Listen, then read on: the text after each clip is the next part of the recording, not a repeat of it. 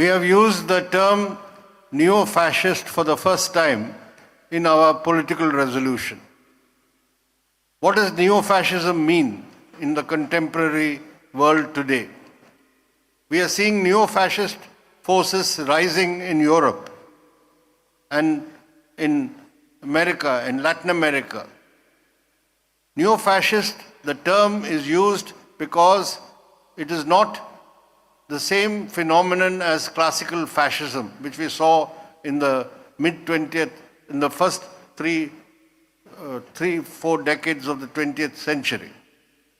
It is modified, it has some elements of the old fascism, but also it has incorporated other features. Under neoliberalism, the crisis of neoliberalism has led to unleashing of these forces, right-wing forces. And in each country, the fascist ideology which identifies someone as the enemy, whether it's a religious minority or an ethnic minority, or as in the case of Europe, immigrants who are considered foreigners, all this constitutes ingredients of neo-fascism. And in India, the RSS and the Hindutva ideology is a distinctive feature. It is not there in other countries. That is why we also use the term neo-fascism, unlike what we used to call earlier fascism or fascistic.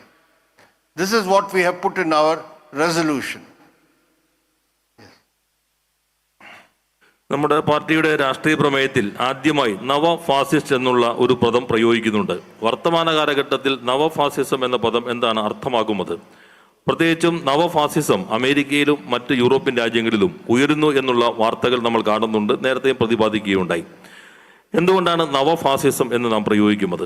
അത് classical ഫാസിസത്തിൽ നിന്ന് വ്യത്യസ്തമാണ്. 20-ാം നൂറ്റാണ്ടിൻ്റെ ആദ്യ പകുതിയിലെ 2-3 ദശകങ്ങളിൽ ലോകത്തിൻ്റെ വിവിധ രാജ്യങ്ങളിൽ ശക്തിപ്പെട്ടു വന്ന ഫാസിസം, അതിനെയാണ് നമ്മൾ ക്ലാസിക്കൽ ഫാസിസം എന്ന് വിശേഷിപ്പിക്കുന്നത്. ആ ക്ലാസിക്കൽ ഫാസിസത്തിൻ്റെ ചില പ്രവണതകൾ പുതിയ കാല ഫാസിസത്തിലും നമുക്ക് കാണാൻ കഴിയും. എന്നാൽ ആ പ്രവണതകൾക്കൊപ്പം തന്നെ പുതിയ രൂപത്തിലുള്ള പ്രവണതകളും ഈ പുതിയ കാലത്തിൻ്റെ ഫാസിസത്തിൽ മനസ്സിലാക്കാൻ കഴിയും. യഥാർത്ഥത്തിൽ നവ ഉദാരവൽക്കരണ പ്രതിസന്ധിയാണ് അത്തരത്തിലുള്ള പുതിയ പ്രവണതകളിലൂടെയുള്ള ഈ ഫാസിസ്റ്റ് രൂപത്തിലേക്ക് നയിക്കുന്നത്. ഫാസിസ്റ്റ് പ്രത്യയശാസ്ത്രം ഒരു അപരനെ നിർമ്മിക്കുന്നു, ഒരു ശത്രുവിനെ പ്രഖ്യാപിക്കുന്നു. അത് മതമാകാം, വംശമാകാം, കുടിയേറ്റക്കാരാകാം, വിദേശികളാകാം.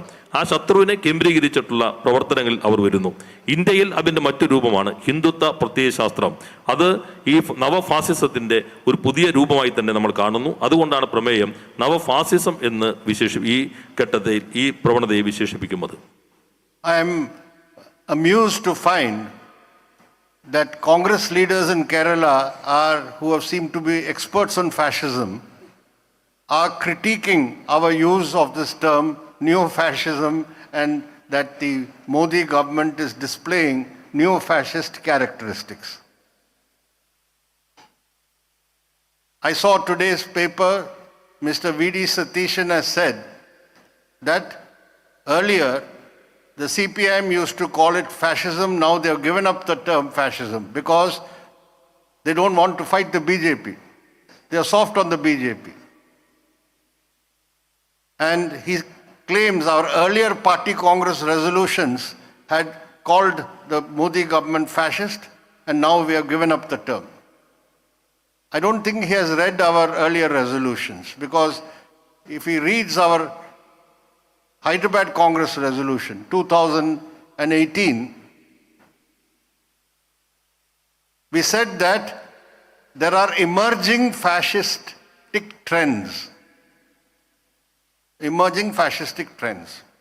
Now he says our General Secretary, Comrade Sitaram Yechuri, used to have a better understanding of fascism.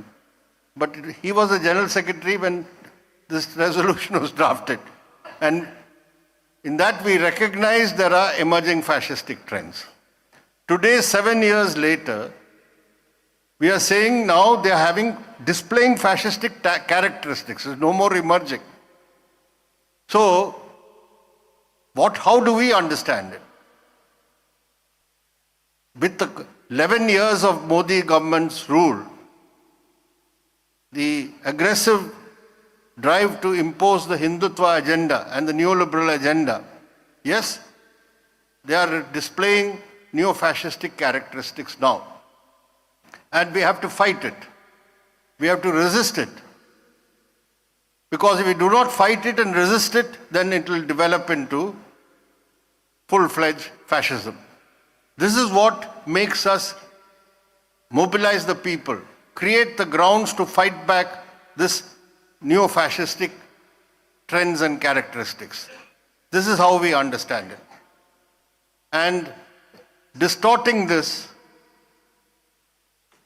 the Congress party is only playing cheap politics. We do not need certificates from the Congress leadership here on how to fight the BJP and the RSS.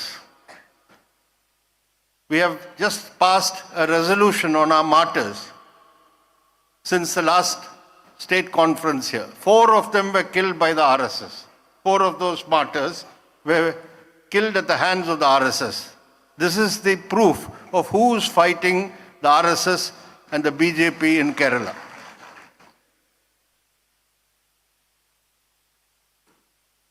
എന്നാൽ കോൺഗ്രസിന്റെ ചില വക്താക്കൾ അവർ പ്രധാനമായിട്ട് ഫാസിസത്തിന്റെ ചില വിദഗ്ധരായ ആളുകളുണ്ട്.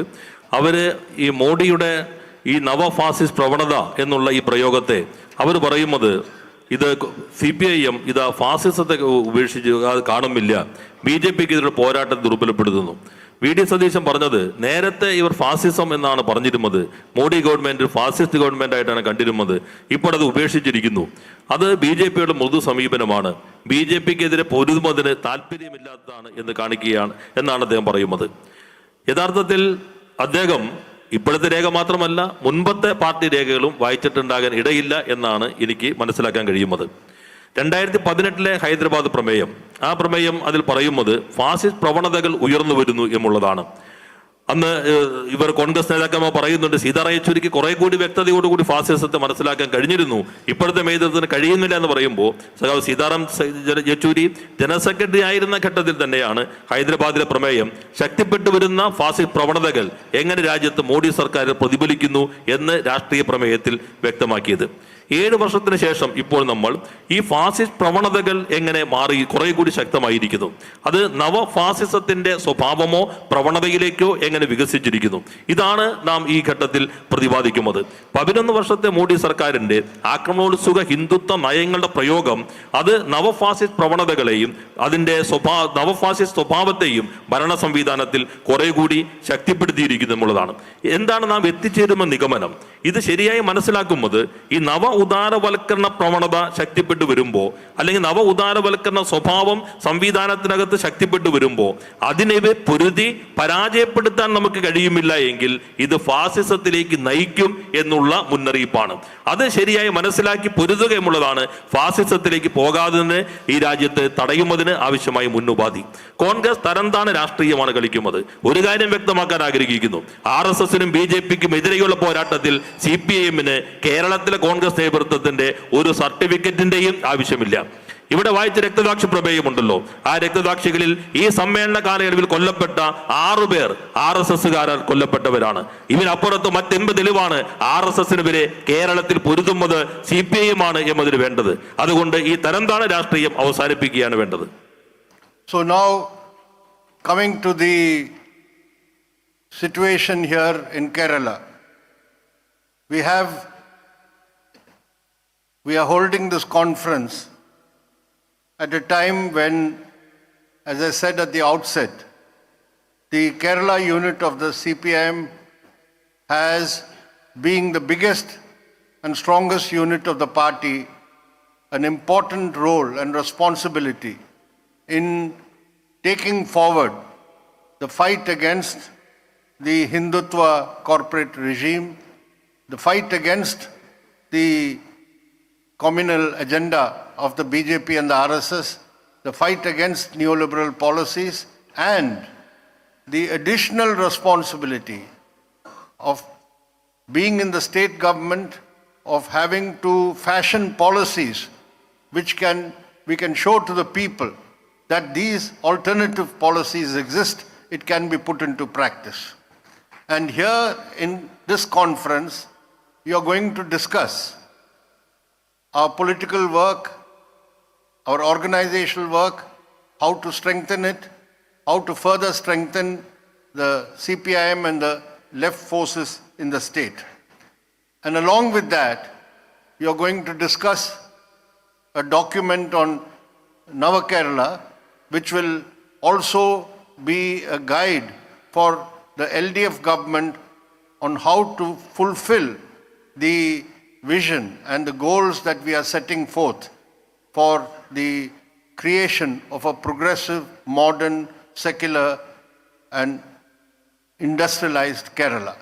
So I'm sure that all these discussions will be fruitful and will help us to arrive at correct decisions and slogans. കേരളത്തിലെ സാഹചര്യത്തിലേക്ക് വരുമ്പോൾ കേരളത്തിൽ ഒരു പാർട്ടി നേരത്തെ സൂചിപ്പിച്ചതുപോലെ ഇന്ത്യയിലെ രാജ്യത്തെ ഏറ്റവും വലുതും ഏറ്റവും ശക്തമായ പാർട്ടിയാണ്. ഈ പാർട്ടിക്ക് ഏറ്റവും പ്രധാനപ്പെട്ട ദൗത്യം ഏറ്റെടുക്കേണ്ടതുണ്ട്. ആ ദൗത്യമാണ് നിങ്ങൾ നിർവഹിക്കാൻ ശ്രമിക്കുന്നത്. ഹിന്ദുത്വ കോർപ്പറേറ്റ് അജണ്ടയുടെ അതിൻ്റെ ആധിപത്യത്തിനെതിരെയുള്ള പോരാട്ടം, അവരുടെ വർഗീയ അജണ്ടയെ ചെറുത്തു തോൽപ്പിക്കുന്നതിന് വേണ്ടിയുള്ള പോരാട്ടം, നവ ഉദാരവൽക്കരണ നയങ്ങൾക്കെതിരെയുള്ള പോരാട്ടം, അമിതാധികാര പ്രവണതകൾക്കെതിരെയുള്ള പോരാട്ടം, ഈ പോരാട്ടങ്ങൾ രാജ്യത്തിനാകെ ശക്തിപ്പെടുത്തുന്ന രൂപത്തിൽ രാജ്യത്തിനാകെ ആവേശം പകരുന്ന രൂപത്തിൽ മുന്നോട്ട് കൊണ്ടുപോകാൻ കേരളത്തിലെ പാർട്ടി ശ്രമിക്കുന്നുണ്ട്. അതോടൊപ്പം തന്നെ ഈ കേരളത്തിലുള്ള സർക്കാർ ഇന്ത്യയിലെ ഏക ഇടതുപക്ഷ സർക്കാരാണ്. ഈ ബദൽ നയങ്ങൾ നടപ്പിലാക്കിക്കൊണ്ട് ഈ നവ ഉദാരവൽക്കരണ നയങ്ങൾക്ക് ബദൽ സാധ്യമാകും എന്നുള്ളത് രാജ്യത്തിന് കാണിച്ചു വരികയും ചെയ്യുന്നുണ്ട്. ഇവിടെ ചർച്ച ചെയ്യുന്നത് രാഷ്ട്രീയം, സംഘടന, പ്രവർത്തനങ്ങളുടെ അനുഭവങ്ങളാണ്. അത് വിലയിരുത്തിക്കൊണ്ട് എങ്ങനെ കുറെ കൂടി പാർട്ടി ശക്തിപ്പെടുത്താൻ കഴിയും, അത്തരം കാര്യങ്ങളെല്ലാം തന്നെ നിങ്ങൾ ചർച്ച ചെയ്യും.